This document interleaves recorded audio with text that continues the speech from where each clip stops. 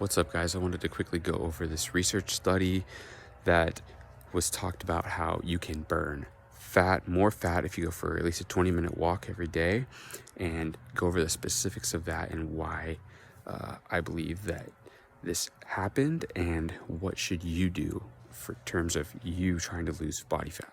Go on long runs or perform moderate intensity cardio. The truth is that all of these cardio forms are helpful for burning calories and increasing your calorie deficit. But if we look at what typically is the most sustainable form of cardio you can do without tiring yourself for your lifting workouts, it is going for regular walks. One 2017 study found that walking an extra 22 minutes on a daily basis helped the participants lose 20% more fat compared to only restricting their calorie intake. So if you're looking for a practical way to boost your fat loss progress without tiring yourself out for your lifting workouts, commit to an extra daily walk. So apparently, if you go for an extra 22 minutes of a walk every day, that will help you burn more calories, that will help you lose more fat. So when you actually look into the study, it was a 12-week study. One group lost 8.8 kilograms of fat in 12 weeks. The other group lost 7 kilograms of fat in 12 weeks. So that's kind of a big difference, but it's also not that big of a difference, especially over 12 weeks. That's really, the difference is less than 4 pounds, right? Less than 4 pounds of fat loss difference. So what I would say to this situation is you have to understand that these were people who were tracking their calories. They were tracking their calories already in a deficit. So you cannot extrapolate this information to say that just go for walks and you're just gonna lose fat. You have to already be in a deficit first and then add in walks. So yes, for that person, they did add in walks after a deficit, so they did burn calories over time. For you, you have to decide, are you going to track your calories to make sure that this walk actually counts for something? Because if you don't track your calories and you go for these 20-minute walks like this person says, that's really not going to do anything for you, because you can easily just eat back the calories that you burned on a 20-minute walk. Because let's face it, a 20-minute walk, how many calories do you think you burned? Probably, I don't know, 100. So it's not much. So that's why I try to tell people it's not really worth it. It's not even worth trying to burn calories from cardio, right? Because at the end of the day, what is cardio? We don't know, okay? Some people say it's running, biking, swimming, walking, jogging, but what about a construction worker who's working on a construction site all day? What about a lawn maintenance worker who works on yards or works at a golf course all day? Are they doing cardio all day? If so, shouldn't they be very fit? Shouldn't they be very healthy? No. So it's all gonna come down to the calories you're putting into your body, all right? You do not burn fat when you exercise. You burn glycogen, you burn glucose, you burn carbohydrates. If you exercise or move your body in a lower intensity fashion, you're just gonna burn less glucose, less glycogen, and less calories.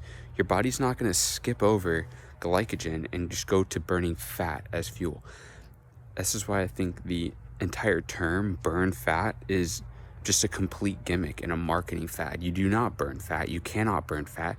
Your body will use fat to make up for extra calories that you do not eat, provided that you stay in a calorie deficit, and you're probably going to be burning the fat in your sleep. So it's not during exercise. It's not while you're on a treadmill or doing anything in particular, because your body will use glucose first. You would have to be completely depleted of all the glucose in your liver and your muscle glycogen in order for your body to have to use fat. And trust me, if you're using only fat as fuel for any kind of movement, it is very uncomfortable. It feels like you have no energy whatsoever. That's how it feels. So I highly recommend eating before you do any activity. I recommend continuing to eat calories and create a deficit by eating less calories. Do not try to burn it off, work it off.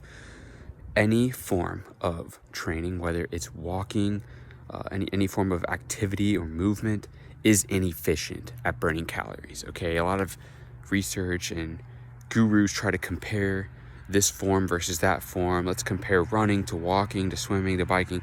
Let's face it, they're all very inefficient because our human bodies are very efficient at using energy to produce movement within our body. So, you know, our bodies are built to survive. You're not going to trick it. You're not just going to go do some easy work and burn a bunch of fat, because once again, you're going to be using glycogen. So if you want to lose fat, you have to eat less calories.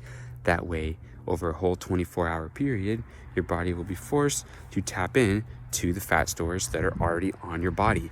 Every person, even the ones who are skinny, have at least like 50 to 100,000 calories of fat on their bodies.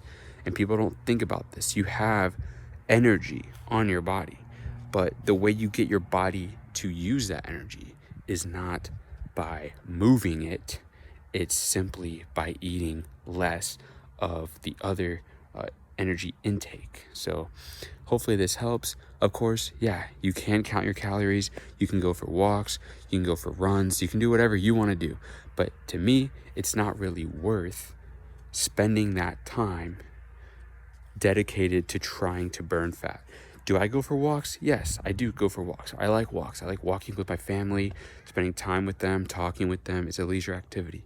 But I'm not trying to burn calories and think that I'm accomplishing some great fat loss goal, because in reality, 95 or more % of that fat loss will come from your deficit that you create in the kitchen.